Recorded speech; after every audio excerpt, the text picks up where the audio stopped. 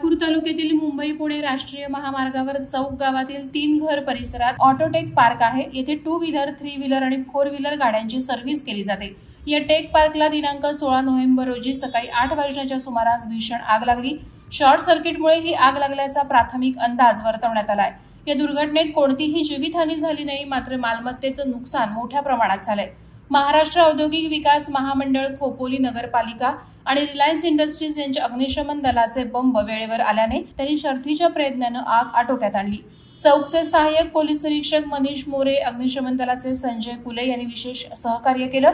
याबाबत पुढील तपास सहाय्यक पोलीस निरीक्षक मनीष मोरे हे विभागीय पोलीस अधिकारी विक्रम कदम आणि वरिष्ठ पोलीस निरीक्षक सचिन पवार यांच्या मार्गदर्शनाखाली करत आहेत। याबरोबरच उरण विधानसभा मतदारसंघाचे शेकाप पुरस्कृत अपक्ष उमेदवार प्रीतम म्हात्रे यांनी घटनास्थळाला भेट दिली आणि तेथील परिस्थितीचा आढावा घेतला। यावेळी प्रीतम म्हात्रे यांच्यासोबत चौक सरपंच रितू ठुमरे, गिरीश माळी उपस्थित होते। वादळवारा लाईव्हसाठी अर्जुन कदम, चौक।